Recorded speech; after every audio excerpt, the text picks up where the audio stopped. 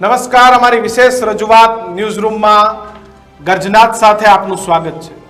ગણેશ ગોંડલે જેલની બહાર આવી ગયા છે, પણ એને પુરવાર કરી દીધું છે કે અમે જેલમાં હોઈએ કે મહેલમાં, પણ ગોંડલ અને રાજકારણ પર અમારો દબદબો છે। ગણેશ ગોંડલે જેલમાંથી ચૂંટણી લડ્યા, ડિરેક્ટર બન્યા, અને વહેલી સવારે એવું કહેવામાં આવે છે કે ગણેશ ગોંડલે ગોંડલ સહકારી બેંકના વાઇસ ચેરમેન હશે। અને દીક્ષિત, એ દિવસે 3-4 વાગ્યાની અંદર સમાચાર આવે છે કે ગણેશ ગોંડલના જામીન થઈ જાય છે। તો જયરાજ છે એવું પુરવાર કરવા માંગતા હતા કે ભાઈ મારો દબદબો યથાવત છે। પહેલેથી વાત છે, 500 કરોડ રૂપિયાના ટર્નઓવર વાળી બેંક કઈ સહકારી કઈ મોટી નથી, પરંતુ રાજકીય તિલક તો કરવું ને, તિલક તો કરવું ને, રાજકારણમાં ગણેશને એન્ટ્રી તો આપવી ને। તો એન્ટ્રી આપવાનો રસ્તો કયો હતો? તો કે સહકાર।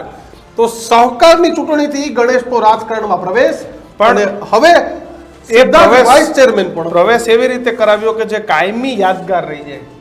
પણ કિશન, વિવાદાસ્પદ તો થઈ ગયું, કોઈ ગમે પણ જેલમાં પ્રવેશ કરાવીને એને જ્યારે કદાચ ગણેશ તો તમે માની લો 27 પર ટિકિટ મળે છે ને, તો કોંગ્રેસ એક મુદ્દો તો લેવાનું કે ભાઈ એક બાજુ તમે 96 પહેલાના ગુજરાતની વાત કરતા હોય, ગુંડાગર્દીના ગુજરાતની વાત કરતા હોય, અને તમે હવે અપરાધીઓને ટિકિટ આપો છો। જો કે એ જયરાજસિંહને પણ મળી હતી। જગદીશ મહેતા જ આપણી સાથે રાજકોટથી જોડાઈ ગયા છે। જગદીશભાઈ, શું કહેશો, ગોંડલનું રાજકારણ કઈ દિશામાં?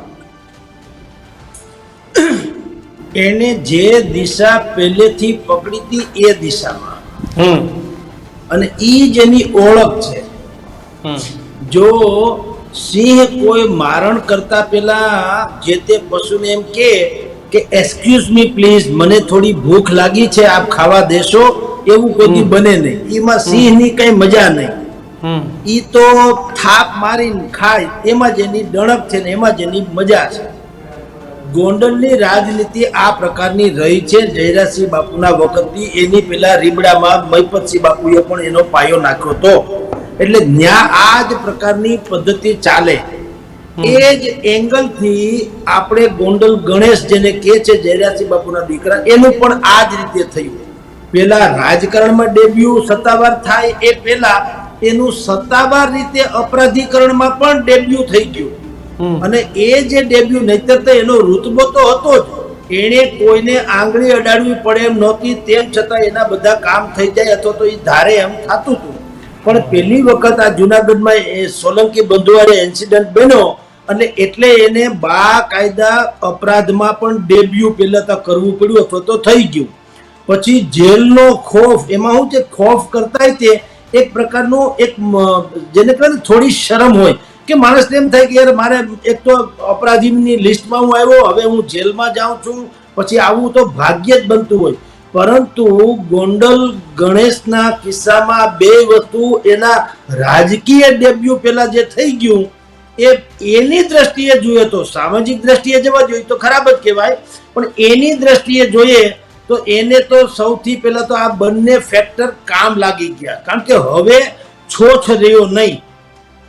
તમે જોજો, આપણે પણ કોઈ નવું કોઈ સાહસ કરવા જતા હોઈએ તો આપણે હંમેશા પહેલી વખત છે ને એક એક્સાઇટમેન્ટ હોય છે કે ખબર નહીં શું થશે શું થશે। હવે એ એક્સાઇટમેન્ટ જે છે એ હવે જેલમાં જવાથી શું થશે, અપરાધમાં આપણું FIR નોંધાવાથી શું થશે, એ બધું હવે ભાઈ ગોંડલ જે છે એના માટે એ વાત પૂરી થઈ ગઈ। હવે એ બાકાયદા જેલમાંથી આજે તમે કીધું એમ ગોમટા ચોકડીએ પહોંચી ચૂક્યા છે।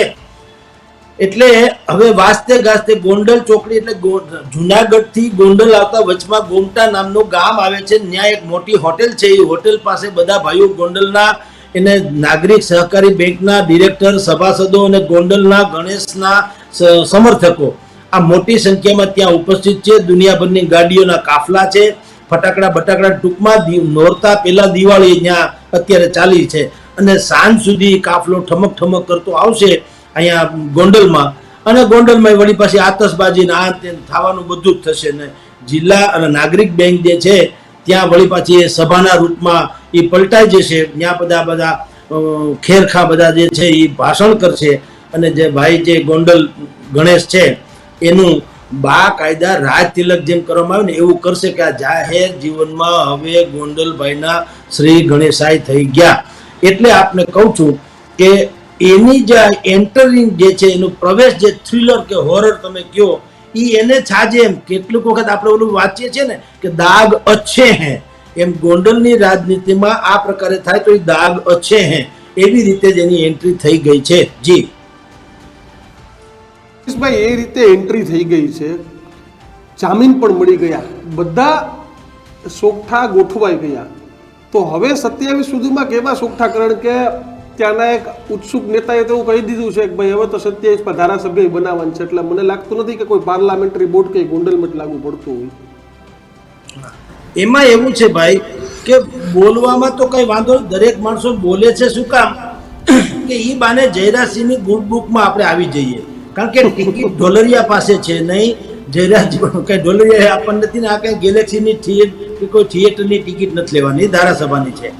એટલે પણ બોલવામાં શું જાય, જો લાગે તો તીર નહીં તો થોથા. જો લાગી જાય તીર, માની લો કે ટિકિટ એને મળી જાય તો સૌથી પહેલા ઇતિહાસમાં નોંધાઈ જાય ને કે ભાઈ ઢોલરિયાએ સૌથી પહેલા એવી અપેક્ષા જાહેર કરી હતી કે બાપુ તો ધારાસભા થાય તો જ હાર, નહીં તો ના. એટલે એ બને જયરાજસિંહની ગુરુબુકમાં આવી જાય. હા, જયરાજસિંહ બાપુ પણ ઈચ્છે છે, ભાઈ ગણેશ ગોંડલ પણ ઈચ્છે છે, એના સમર્થકો ઈચ્છે છે, એ બધી વાત સાચી. પણ ભારતીય જનતા પાર્ટી માટે ગોંડલની ટિકિટ ગણેશભાઈને ફાળવવી લોઢાના ચણા જેવું છે, કારણ કે સહેલી વાત નથી. કારણ કે એની સામે જે રીબડા છે એ રીબડામાં અનિરુદ્ધસિંહ બાપુના દીકરા જે છે રાજદીપસિંહજી, એ પણ આટલા જ દાવેદાર છે.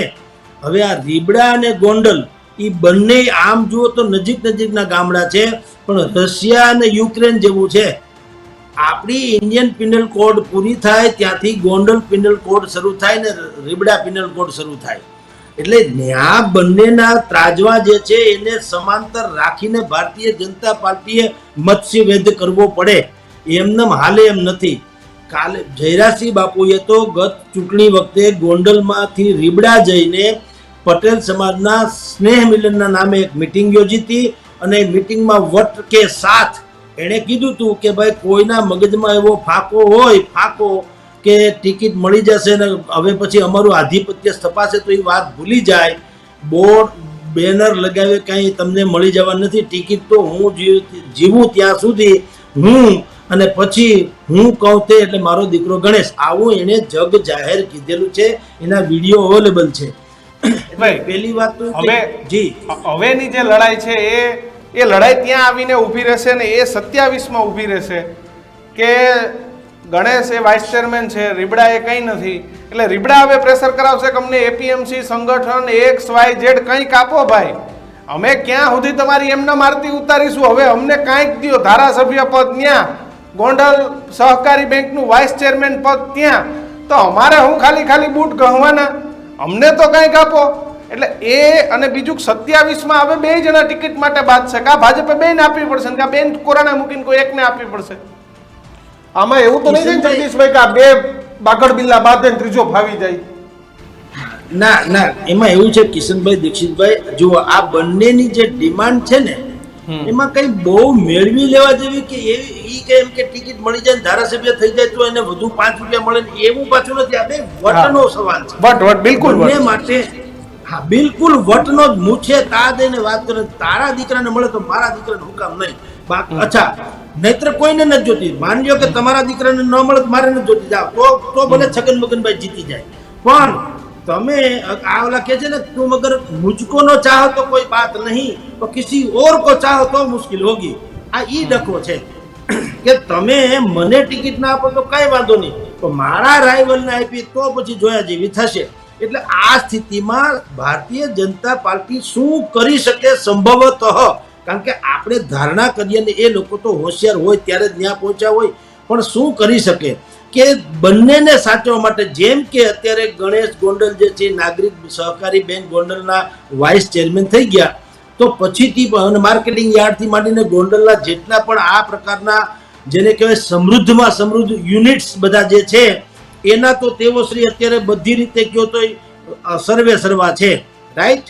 તો હવે વાત રહી અનિરુદ્ધસિંહને, પણ એના માટે થઈને પણ ધારાસભાની ટિકિટ ભૂલી જાવ એ બહુ અઘરામાં અઘરો કોયડો છે. પણ હવે એને શું કરે ભારતીય જનતા પાર્ટી, કદાચિત એમ કે બંને યુવાનો જે છે એને હજી પરિપક્વ થવા માટે થઈને થોડોક સમય લાગે એમ છે, સમજી લો. એટલે યા તો ગીતાબા જે અત્યારે ગણેશ ગોંડલના માતુશ્રી છે, યા તો એને રિપીટ કરે અથવા તો બીજી કોઈ વ્યવસ્થા કરે. બીજી એટલે એના સિવાય પાછો છૂટકો નથી. તો એને ધારો કે રિપીટ કરે તો અનિરુદ્ધસિંહને કદાચ એમ સમજાવી શકાય કે ભાઈ તમારા દીકરાને અમે ટિકિટ નથી આપી તો અમે જયરાજસિંહના દીકરાને પણ નથી આપી.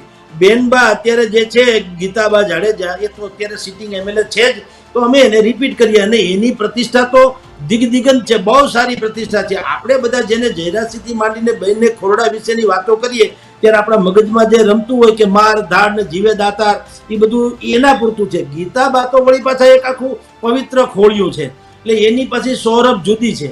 તો એ સેન્સમાં ભારતીય જનતા પાર્ટી વચલો રસ્તો કાઢે, અથવા તો ગાયત્રી આશ્રમ ગધેથડ એના મહંત જે છે એ મહંતનો આ પૂરા ક્ષત્રિય સમાજ ઉપર બહુ સારો પ્રભાવ છે. અને એમાં આ જયરાજસિંહ બાપુ કે અનિરુદ્ધસિંહ બાપુ એના પરિવાર ઉપર પણ ખરો. હવે એ બાપુ જે છે એવા કોઈ સંત મૂર્તિને વચ્ચે લાવી અને આ બંને પરિવારોને યા તો સમાધાનની વ્યવસ્થા કરે અથવા તો રાજકીય સમાધાન જે કરવા હોય એમાં આ બાપુ જેવા લોકોને વચ્ચે નાખી અને બેને થાળે પાડે.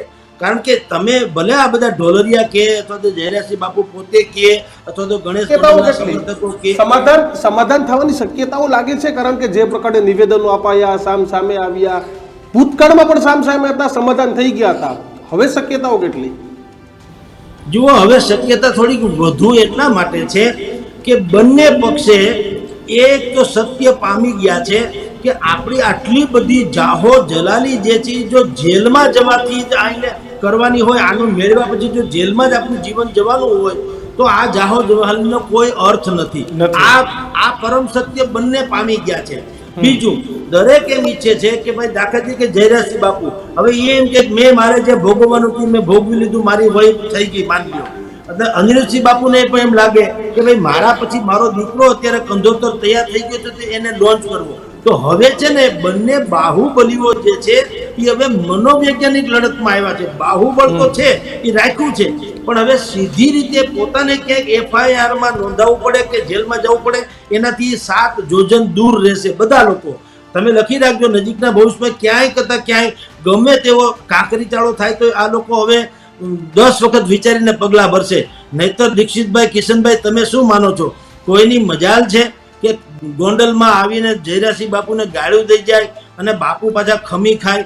મેં તે દિવસે આની પહેલાની વખત આપણે જે તે સમયે વાત થઈ હતી આ અંગે અનેકો ચેનલોમાં, ત્યારે મેં કીધું હતું કે બધા એમ માનતા હતા ઓહો જયરાજસિંહ બાપુ ગાય જેવા થઈ ગયા, જયરાજસિંહ બાપુએ પીછેડ કરવી પડી, જયરાજસિંહ બાપુ ખામોશ થઈ ગયા, જયરાજસિંહ બાપુને પહેલી વાર વડનો માણા મળ્યો. કાંઈ નથી. મેં એને કીધું ત્યારે પણ કે બાપુ બુદ્ધિપૂર્વક ખામોશ થયા છે. સિંહ 2 ડગલા પાછળ હટે તો સમજવું કે મોટી છલાંગ મારવાનો તો જ હટ્યા હોય. અને થયું અત્યારે રાજુ સોલંકીના આખો પરિવાર, ખાલી રાજુભાઈ સોલંકી નહીં, એના ભાઈ, એના ભત્રીજા, એના છોકરા બધા ગુસ્સી કોટમાં અંદર છે કે નહીં? તો એવી રીતે હવે આ લોકો શું કરશે કે પોતીકી રીતે ક્યાંય આવી રીતે સંડોવાય નહીં, જેથી કરીને સરકારને પણ બધું બહુ અઘરું થઈ પડે આ બધી વ્યવસ્થા કરવામાં. એટલે એ સમાધાન સંભવ છે, કારણ કે બંનેના આર્થિક હિતો જે છે એ હવે પ્રાયોરિટીમાં આવી ગયા. પેલા બાહુબલી હતો આપણે રામવાળા જેવું, ઘોડા બોડા લઈને નીકળી જાય તબડક તબડક, મને કોણ મારે, મારાથી કોણ ઊંચો થઈ જાય વગેરે. રૂપિયા થઈ જાય પછી જેલની હવા કાપવી ગમે નહીં જગદીશભાઈ. આ નહીં કોઈ પણ માણસ હોય, રૂપિયા થયા પછી જેલ ન ગમે, મહેલ ગમે, કે એસી જોઈએ, ગાડી જોઈએ,